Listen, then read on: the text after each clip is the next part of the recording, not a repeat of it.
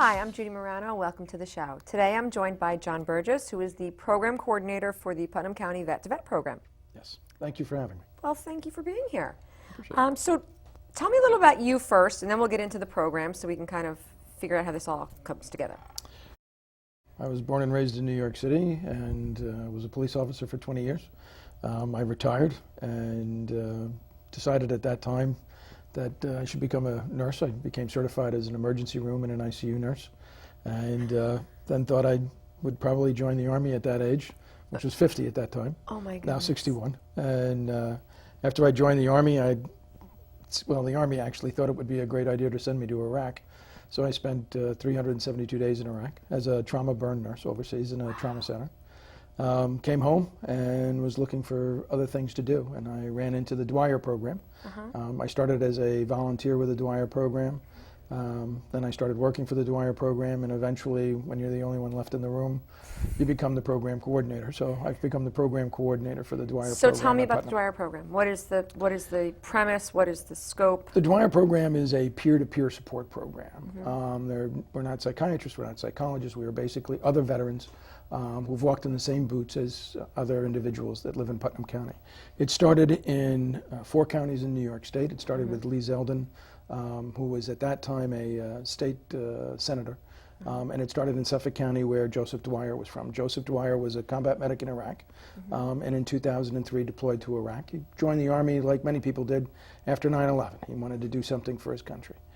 He came back and was suffering from the horrors of PTSD, substance abuse, and depression, and it eventually, after a battle, took his life. He didn't commit suicide, but he accidentally overdosed after trying to self-medicate himself.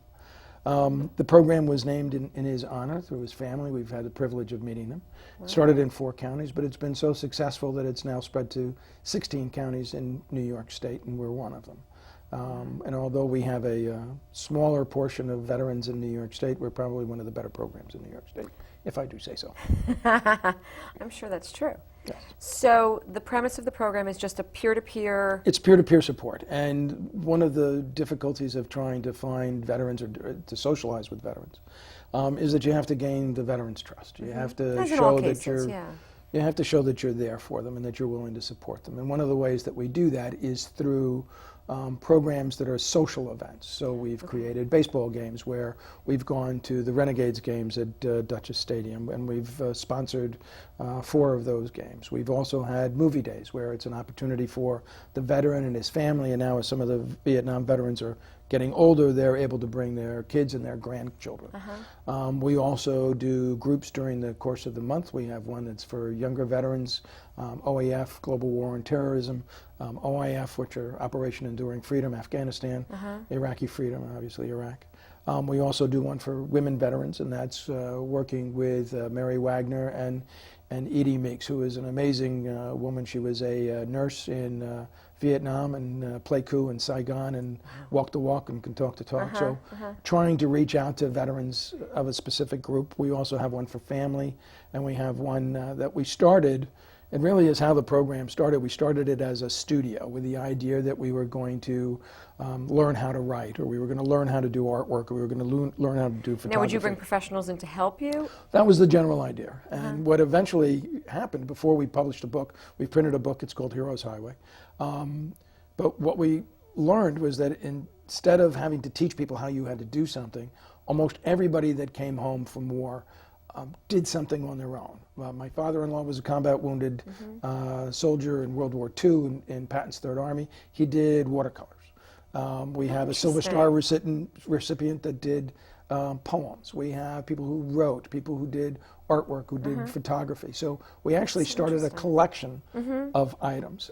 We then turned the studio into learning how to write, because we wanted people to be able to take their experiences, whether it had to do... paper.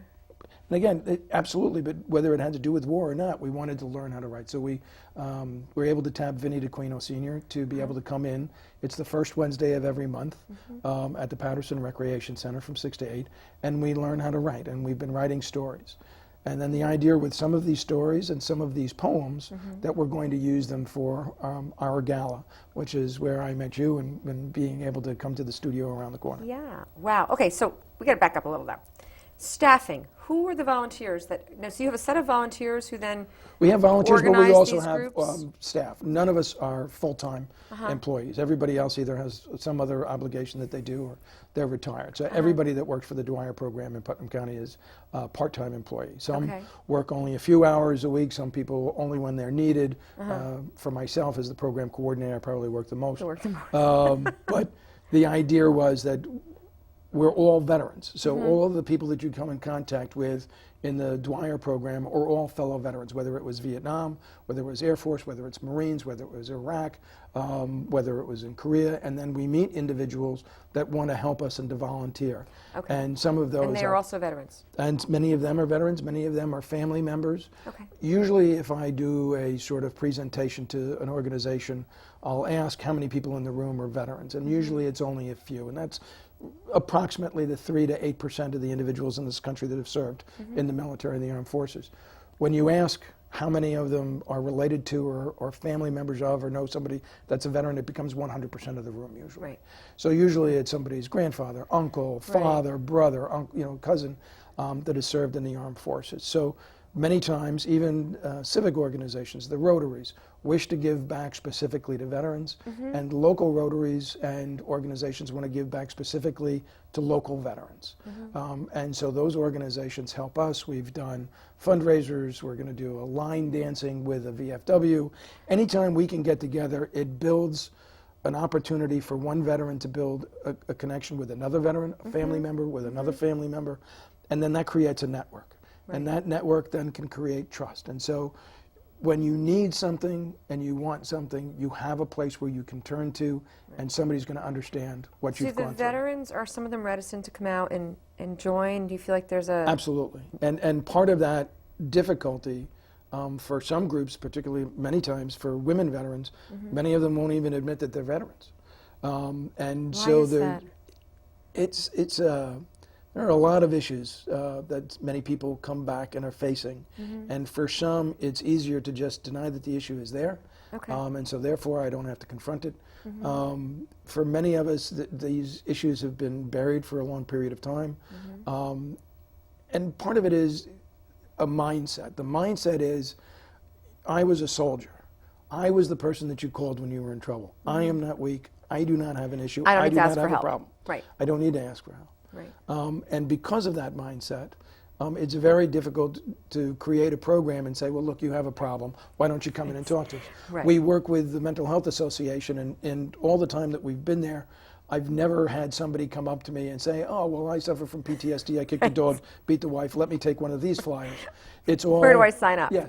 It's basically, how do you get to these people to associate with them? So how do you do that? That's by, again, creating family programs where there's opportunities for people to just socialize. And there's safe opportunities. It's a where safe you're not, There's nobody that you have to convince or say anything about what your time in war was like. Whether or not you served in combat, you didn't serve in combat. 80% of the military is trying to fund or to organize the other 30%. So, the individuals that are part of the military, it's a lifestyle. And usually when you tell somebody, I need your help to help other veterans, that's when I get most of the people that are willing to come forward. And in addition to that, there was this talent, or this is this talent. Several of the people that I've met, the last thing that you would think of is that they were poets, or that they did music, or they did You can be any kind of person and have that inside of you. And it probably even, I'm thinking that the emotions are so close to the surface that it's probably easier for them to express themselves. That's what I'm thinking. I personally cry at beer commercials. So it's for me, anytime that there's something that is, something. It's just easy. It scratches the surface, and then the next thing you know, I'm crying like and there's a a lot going on there that can be scratched. There is. And so, again, it's one of those things where you bring people to, all of our movies are not, none of our movies are war movies or any of those things. They're all family movies. None of the issues that we're trying to deal with are us trying to say... You're not putting them in a room and say, talk about your problems. You're saying, here, come to this very safe place and enjoy people who are having similar issues. Absolutely. And then through that, hopefully we can build an opportunity that maybe if you run into somebody that might need a job, I might not have that ability, but I have the opportunity to reach out to people that are in some of the Rotary groups. Or we've met individuals that needed to have some of their claims filed. Or some people have never even gone to the VA. And you try and explain to them that you have to utilize the VA. Their perception is if you don't use it, you're going to lose it. So the more people we can get involved with that. But again, we also have a warm line. So if you do need to speak to somebody, every Monday from 11 to 1 o'clock, there's a telephone number that you can call, which you can go to our website. And that number is there, and there's a veteran there. So if you need something, you have the opportunity to be able to speak to somebody. And people take advantage of that? Yes and no. Again, you know, part of that breakthrough is to say, do I have a problem? And 99.9% of us will say, I don't have a problem, everything's fine. And sometimes if I go to like a 4-H fair and I'm tabling, the veteran may come up to me and, you know, we can talk and things are good and this sounds like a great program and thank you very much. And how is life for you? Is everything good? And it's like 2 thumbs up, rocking, I'm doing good, you know. And it's the family member that'll come back over now. I'll just take your card. I'll give you a call. I'll give you a call. And again, there's also veteran family members who need support. How do I deal with my husband? How do I deal with my brother? How do I deal with my cousin? I'm pretty sure you don't come back the same person you leave. You don't, regardless of what you did. It's a completely different mindset. And there is this, I've seen it explained different times in different ways. Part of it is, though, that there is this obligation when you go into the military, people just think it's the military. Your focus changes from being an individual into being a team. And when you ask people when they've gone to war, whatever they've done, who would they stand by, who would they protect? It's everybody else in their group. You become part of this group. You become part of an organization, these individuals that you love. You love them like family. And then you come home and you're no longer part of this group. You're told to become an individual again. So how do you, again, access individuals to say to yourself, I want you to be part of a group. I want you to be part of a group that you represented at one time. And can you help me? And through that, either going to baseball games, to movies, doing artwork, doing writing, you have an opportunity to be with them. And part of it also, one of our staff members, Edie, has explained that the fact that she knows that it's there is just as much of a support to her as having anybody tell me that I have to be there the 3rd Thursday of every month. The fact that I know that there's a place that I can go for support has been one of the best benefits of having this program in Putnam County. We do things with their gala now. We're working with Topfield, which is an equestrian center in Putnam County, to do horse therapy. But again, it's not saying, oh, we want you to come for therapy. It's like, we want you to come and be with horses and be with family and be with the group, and this is something that we can do. It's all about the way you, the way you phrase it. Absolutely. Now, funding-wise, where does all this funding come from? Obviously, it comes from the state. Everything does. Well, I would say the majority of it comes from the state. Okay. Each county decides how they take their funding and what they do with it. What works in Putnam County may not work in Suffolk County, doesn't work in Onondaga County, doesn't work in other places in New York State. Each county has been given the freedom to choose what they're going to do with the money. So the majority of my funding comes to us through the state, goes to the county. The county then gives it to the Veteran Services Officer, who then has contracted with the Mental Health Association, and that's how I come around. It's a very roundabout way of getting it. It is. Always follow the money. But we also get donations because the money that we get is a grant. And like the way of most grants, they disappear. But it's a valuable program, so then how do you want to fund this in the future? So we've embarked on different programs of fundraising, donations, what we can do with them, and then we've learned to earmark them for specific events, so that if somebody says, well, if I make a donation to you, what does it do? 100% of it goes back to a veteran. None of it gets for administrative staff. None of it gets paid for organizations. It all goes back so that we can sponsor a bus trip to Washington, D.C. to go to the memorials. We can pay for calendars, which we're going to print this year for the Chow Down. It'll pay for the Chow Down, which is something we've sponsored now for 3 years. Okay, we want to talk about that. Let's stop right there. Chow Down. Talk about Chow Down, because you just ran right by that, and I went, what? Sorry. It's okay. So October 22nd, this is the 3rd year that we've sponsored it. It is sponsored by the Veterans program in Putnam County, the Dwyer peer-to-peer program. And what we do is basically invite a veteran and a guest to come to Putnam County Golf Course. It's October 22nd. There are 2 seatings. One's at 11, one's at 2. And what you have is the opportunity to sit at a table with other veterans and their guests. We've fed, I think last year, 500 people. So 250 veterans and their guests. Wow. We have a USO show, not like a make-believe USO show. This is the USO. This is, really? They come in, they do a great show. Everybody loves it. We have an opportunity to have, we do it in partnership with Senator Murphy's office, Senator Susurino, and Putnam County Executive Mary Ellen O'Dell. Hopefully I got all my digs in. And so in their cooperating with us, we fund it. We ask for donations. People have been able to sponsor tables, or they've helped us to pay for the USO, because again, let's say 4 years from now the funding disappears for our doing the Chowdown. Right. It's such a great event. People have a chance to come in. Yeah. They can come in with their hats. Some of them they wear their medals. They're all members of either the VFW, the American Legion, or the DAV, and they have an opportunity to associate with other veterans and to have a great time. And have fun, right. And enjoy. Totally enjoyable situation. Again, and this is where you meet people. This is how you socialize. This is how you build connections. Now, if I was a new veteran, how would I know about all this stuff? I mean, you know, this is all new information for me, because I, of course, I'm not a veteran, nor do I have. So where do I get that information? You know, I come home and I say, okay, I'm in that weird place. How do we know about you? Well, there's a couple of ways that you can find us. And one of the things that I want to make sure, it's very important for me to state, not only are we there for a veteran is a very specifically defined term, but there are individuals that may have suffered other issues, and upon their return they have what's called bad paper. I don't ask what your discharge status is. I don't ask where you served, did you serve in combat, did you serve here or there. If you stood somewhere, raised your right hand to support and defend the Constitution of the United States, that's it, you're good. You're good to go with me. And we are there to support you, because if you are a member of the VA, you can go to the VA and you have certain things that you can receive from the VA. There are a lot of individuals who don't fall into those classifications. Who can they turn to? So one of the things that you can do is you can go to our website, which is Putnam County Vets, where you can email me. We'll have that on the page. Bottom of the screen. Yep. And basically, you can go through the email address or the web page, and the web page will have links. And it'll show you the programs that we have, it'll show you the books that we have, it'll show you the movies that are upcoming, it'll show the events that we have. Terrific. And all you have to do is show up. And then for a lot of times, that's all you have to do. For some places, you need a reservation. Like for the Chowdown, we've split the workload so that Murphy's office is taking reservations, Susurino's office is working with the volunteers, and we're taking the donations for tables. Okay. Wow. Okay, so I want to talk about what we're doing, because I'm really excited about this. Thank you. So this is the book we were talking about. Yes. I just want to get a shot of this book here if we can do that. And it is called Heroes Highway. And so this is a book of poetry and poems, artwork. writings, artwork. There's a photograph of sculptures in there.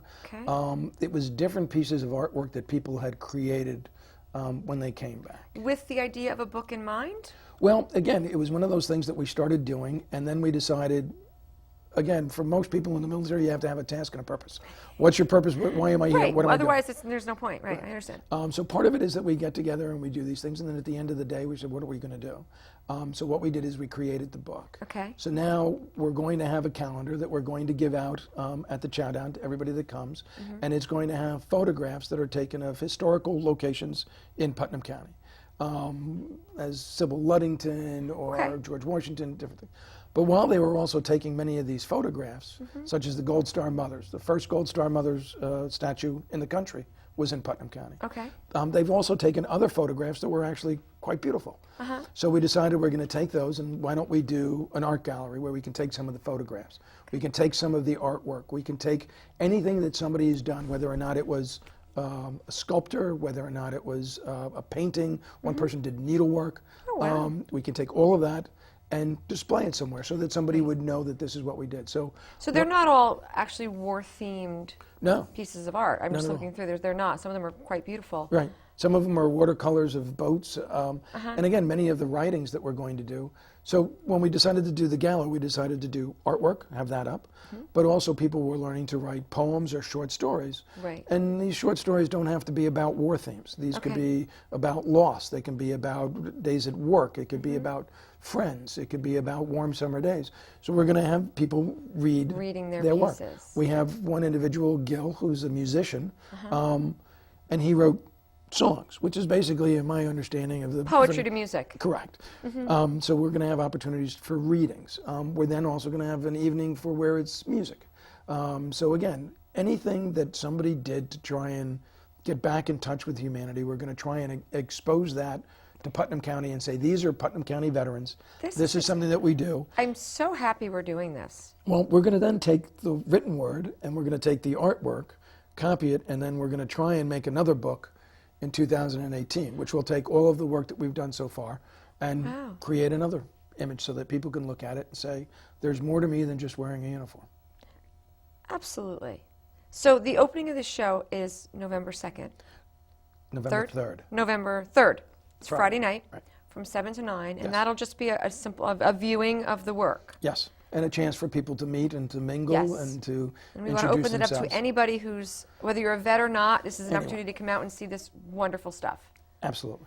Everybody and everybody is welcome. And then to every come. Saturday after that, there'll be an event. One is music, one is the reading. I believe the first Saturday after that is going to be the music. The next Saturday after that is going to be the readings. Which is actually Veterans Weekend. Yes, the The November reading 11th is going to be the music.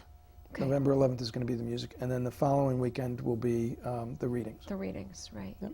So every Saturday from 12 to 2, you can come in and there'll be something going on Yes. in the process of showing this art show. Yep. Absolutely. Okay, so now are all the artists going to try to be there? Well, unfortunately, a few of the artists that are involved have passed away. Oh. A few of them have dealt with cancer, some of them just because one of them was a World War II veteran. Wow. But their artwork will be there, information about them will be there. Terrific. They'll probably have a family member that will be there. And there's just an opportunity for everybody to mingle and to get to know each other. So you've got all ages being represented. Yes. There are individuals that were in the global war on terrorism. There are individuals that were in the first Gulf War. Okay. There's some that are younger that are Iraqi freedom, although we're all aging as days go by. And again, some were older and did this when they first came home. Some have decided to continue it, and some are just now picking it up. So yeah, do you have like some success stories, like you've really seen somebody transform through art or poetry? I mean, can you think of, I'd love to hear positive stories. I would tell you that, the old joke is like, not only am I a client, but I'm a member of the thing. I think that one of the things in dealing with the Dwyer program has given me the opportunity to not only give back to fellow veterans, but then also in attending the workshop. The second Thursday of every month is a family group, and we're now just starting to learn how to work with charcoal and to do art. And each time that we go and we do something, whether or not it's reading, writing, or it's the artwork, we've learned something. And it gives you an opportunity to try and express yourself. Whether or not it's a simple story, whether or not it's a story of just being friends, anything. Do you guys share them? Once you write them, you do? And there's no criticism. This is all trying to explain to somebody, this is how I'm writing my story.